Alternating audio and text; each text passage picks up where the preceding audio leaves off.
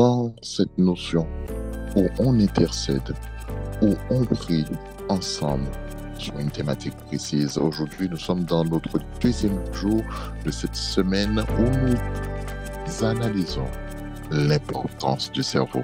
Par conséquent, je vous invite à regarder le chat. Vous allez retrouver des informations qui vont vous aider à pouvoir nous retrouver, soit sur les YouTube, soit sur ces différents réseaux. Et tout simplement, nous vous invitons maintenant à prêter une oreille attentive car notre orateur va poursuivre la deuxième partie de son intervention. J'espère que vous avez de quoi noter. Docteur, c'est à toi. Merci beaucoup.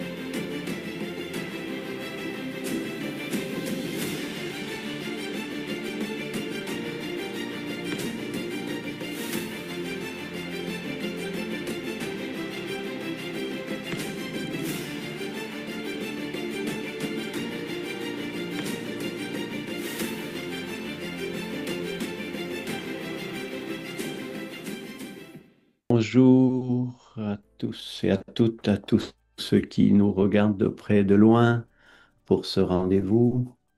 Je remercie Dieu de cette opportunité qu'il nous donne d'être ensemble. Je veux prier avec vous avant de commencer, si vous le voulez bien. Notre Dieu, notre Père, c'est toi qui nous accordes la vie chaque matin. Et tu as mis autour de nous, dans ton amour infini, de la nourriture pour nous guérir, des plantes pour nous guérir, le soleil pour nous réchauffer, l'eau pour nous hydrater. Tu prends soin de tes enfants parce que tu nous aimes tendrement. Dans ta toute-puissance, tu es le créateur de toutes choses et en particulier de la terre qui nous entoure. Nous voulons venir à tes pieds. Nous sommes tous, quelque part, malades du péché et de ses conséquences. Nous avons besoin de toi. Nous avons besoin de nous laisser instruire par toi. Tu es prêt à nous donner tout ce que tu as donné à Jésus. La sagesse, l'intelligence, la santé. Mais encore faut-il que nous soyons dociles et volontaires pour nous laisser transformer jour après jour. Garde-nous, Seigneur, et nous élevons des prières, non seulement pour nous-mêmes qui sommes ensemble ici, tous ceux qui regardent et qui regarderont, mais aussi pour nos familles, nos enfants, comme nous l'avons dit dans les prières précédentes. Pour tous les malades, Seigneur, tu es compatissant et tu veux guérir les malades. Aide-nous à prendre du temps pour étudier et connaître tous les remèdes que tu as mis à notre disposition dans la nature, et en particulier les nombreux remèdes que nous avons ici en Antilles-Guyane. Garde-nous dans tes voies ce matin et apprends-nous encore un peu. Au nom de Jésus. Amen.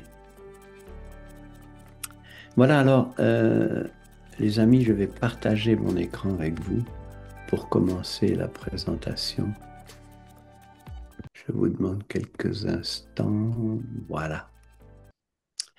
Et alors, on m'a donné de précieux conseils la dernière fois, ce qui me permet, j'espère, de ne plus avoir de coupure. Alors, nous sommes dans une dynamique de réfléchir sur le cerveau. C'est un problème qui est de plus en plus récurrent dans nos sociétés où on voit que l'organe principal qu'est le cerveau, c'est celui qui est touché. Et nous avons besoin, Seigneur, que tu nous prennes en charge et que nous ayons conscience que tu veux que notre cerveau soit le temple du Saint-Esprit. Et pour ça, Seigneur, tu nous as donné une alimentation qui est faite pour ça. Et sans l'alimentation, nous n'avons pas la possibilité d'avancer. Je suis en train d'essayer. Voilà. Alors, vous voyez ici que le cerveau, nous sommes, en tant qu'êtres humains, à la frontière entre deux mondes. Le monde visible qui nous entoure, et il faut qu'on communique avec ce monde visible. Eh bien, Dieu nous a donné les organes des sens, et le cerveau communique. Il reçoit des informations, il en donne après. Il prend des décisions par rapport à ce qu'il perçoit du monde visible. Et le cerveau est aussi en contact avec le monde invisible, qui est le monde spirituel. On peut avoir le Saint-Esprit, mais on peut avoir aussi les mauvais esprits. Et c'est la raison pour laquelle nous voulons entretenir un esprit clair pour qu'à chaque instant, nous ayons le Saint-Esprit qui domine dans nos vies. L'odorat et le cerveau, c'est le sujet du matin. L'odorat, Dieu nous a donné ce sens. Il est encore plus développé chez certains animaux qui sont capables à des kilomètres de percevoir une odeur. Mais en ce qui nous concerne, l'odorat est un des premiers sens qui se développe chez le fœtus. Le, Même à l'intérieur du ventre, le fœtus a déjà une perception de l'odorat. Ici, nous avons un verset qui nous dit que nous avons un rôle à jouer. Nous sommes une bonne odeur. On va revenir sur cette notion. Nous sommes une bonne odeur. Et Dieu apprécie les odeurs. Nos prières sont des odeurs. D'accord? Et on voit que le cerveau, il perçoit les choses et en particulier l'odeur. Vous remarquez que l'olfaction, à travers le nez, est en contact direct avec le cerveau, très proche. C'est pareil pour le nerf optique, la vue. C'est pratiquement le seul endroit dans l'œil où on peut voir, avoir contact avec l'entrée du nerf dans le cerveau à travers l'œil. Mais l'odorat, vous voyez que c'est très important. Alors, ce qui est caractéristique de l'olfaction, c'est qu'il va avoir une influence sur la mémoire. Et Dieu sait qu'actuellement, on a des problèmes de mémoire. Vous voyez? Alors, vous vous rendez compte comme le nerf olfactif est en contact direct avec le cerveau. Le nez, par lequel nous allons humer et sentir les choses, est en contact avec des cavités qu'on appelle les sinus. Les sinus, c'est des cavités dans l'os maxillaire et dans l'os frontal. Et ces sinus sont souvent enflammés, parfois infectés, et ça va perturber euh, notre perception. Les bactéries, les virus vont être en contact avec, lorsque nous respirons, le premier contact est avec le nez et au niveau du nez, on a normalement de quoi se défendre.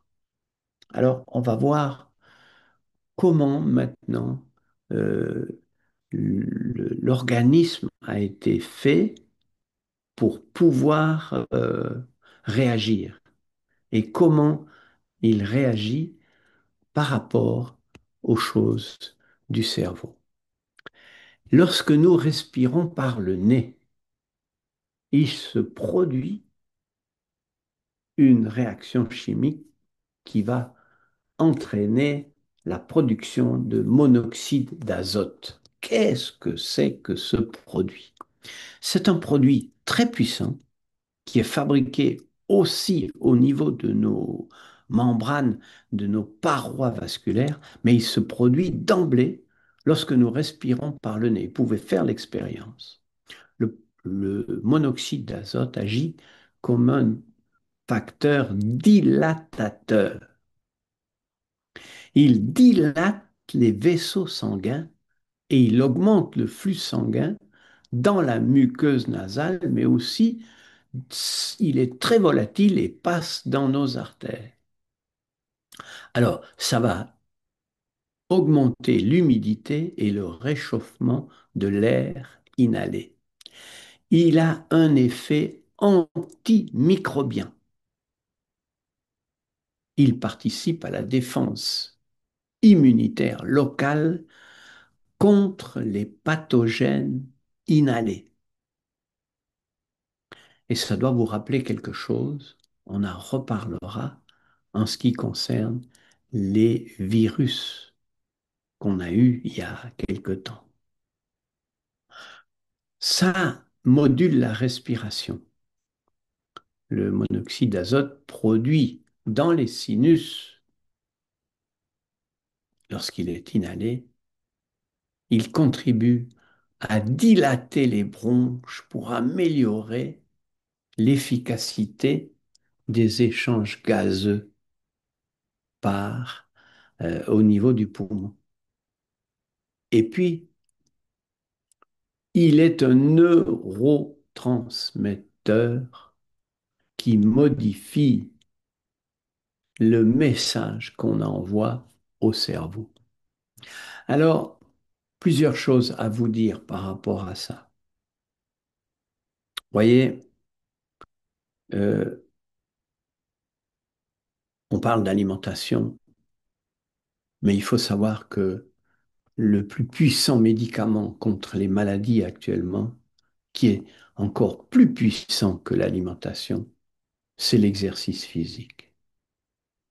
L'exercice physique vous prévient, renforce l'immunité, et en particulier les cellules tueuses qui nettoient le sang de toutes les cellules anormales, et en particulier les cellules cancéreuses qui pourraient circuler. Maintenant, lorsque on respire, parfois on a le nez bouché et ça nous gêne. En particulier, lorsqu'on est en train de dormir, si on respire par la bouche, on se réveille avec la bouche sèche. Vous allez faire une expérience.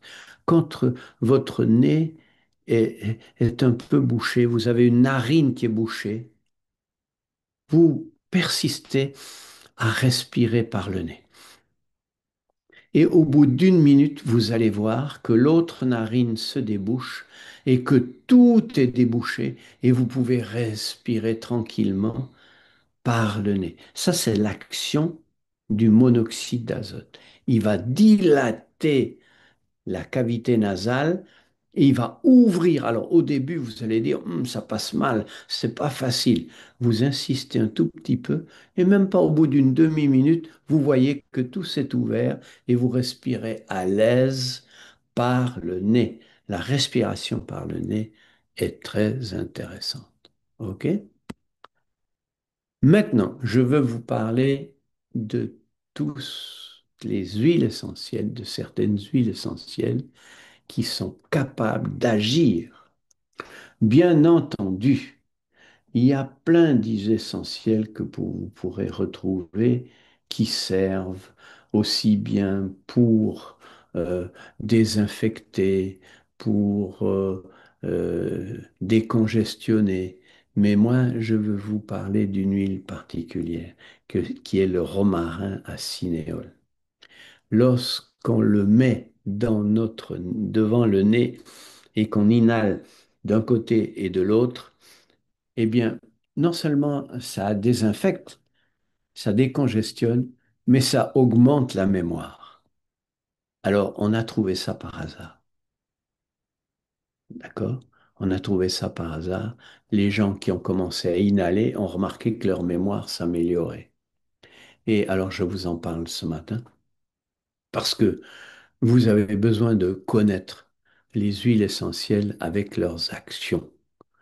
Eh bien, lorsque vous humez euh, sur les deux narines pendant 1 minute, pas longtemps, 3 fois par jour, et puis vous étalez ça régulièrement, eh bien, vous allez voir que tout à coup, vous avez une amélioration de la mémoire. D'accord? Donc, ça, c'est un petit, euh, petit plus que je vous amène. Mais il y a plein d'autres huiles essentielles par lesquelles vous pouvez améliorer les choses. Mais rappelez-vous que sans changer vos mauvaises habitudes, vous serez constamment en train de rechuter dans quelles que soient vos maladies. D'accord? Dieu a donné des médicaments naturels pour nous permettre de récupérer, mais si on ne change pas les mauvaises habitudes, on ne va pas à la cause, en particulier la mauvaise alimentation. Et je veux en particulier parler ici aussi, puisqu'on parle un peu de respiration, des crises d'asthme des enfants qui sont liées à la consommation des produits laitiers qui sont particulièrement toxiques actuellement. D'accord? Donc, nous devons faire attention à ce que nous mangeons. D'accord? Pour que on ne retombe pas. L'odeur de la connaissance de Dieu, lorsque nous entretenons la lecture des versets de la Bible, ça nous donne au niveau de notre vie, de notre morale. C'est une source de pensée positive qui évite la dépression. Et c'est une odeur de vie qui rentre en nous et nous devons la rendre puisque nous sommes comme la lune pour le soleil. L'esprit nous éclaire et nous devons refléter autour de nous cette odeur de vie en transmettant par nos paroles, par notre sourire, par nos gestes, par notre douceur. L'apôtre Paul disait que votre douceur soit connue de tous les hommes. D'accord? Et lorsqu'il y a un conflit dans les familles, c'est une odeur de mort et pas une odeur de vie. D'accord? La vengeance ou le pardon, l'amour ou la haine, l'égoïsme ou le partage. Ça, c'est deux chemins tout à fait différents que je vous invite à choisir et que Dieu nous invite à choisir pour le laisser entrer, pour que nous soyons nous-mêmes en odeur de vie pour ceux qui nous entourent.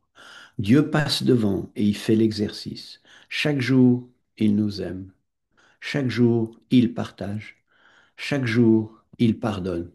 Et il nous dit, regarde, copie, refais l'exercice après moi. Et chaque jour, je te montrerai. Et nous apprenons chaque jour de notre vie. Nous sommes nés pour aimer, pour partager et pour pardonner, comme Jésus nous l'a si bien montré durant sa vie. Alors je vous rappelle, pour conclure, la formation qui aura lieu en Guadeloupe. Vous l'aurez du 1er au 10 mai 2025 Et puis, vous pourrez, si vous avez l'intention d'approfondir un peu la formation missionnaire médicale, puisque je vous rappelle que nous sommes tous destinés à faire partie du reste qui va propager le dernier message au monde et en particulier chez nous, en Antilles-Guyane, dans toutes les îles qui nous concernent. Que Dieu vous bénisse abondamment et que tous nous soyons toujours pour sa gloire des missionnaires, puisqu'il revient bientôt. Amen. Sinon, je vais prier, faire une prière de conclusion. Seigneur, tu nous as encore montré tes bontés. Alors nous te laissons agir dans nos vies. Nous prenons conscience de tous les secrets que tu en réserves pour nous, que nous soyons vraiment nous-mêmes en bonne santé. Tu veux que nous puissions prospérer dans notre âme d'abord, par la communion intime avec toi, et puis que notre corps soit en bonne santé comme prospère l'état de notre âme.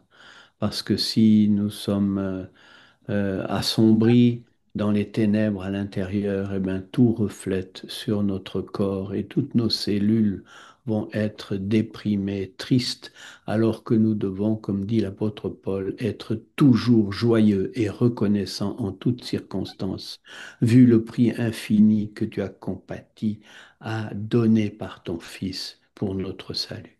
Que toute la gloire te revienne au siècle des siècles. Amen.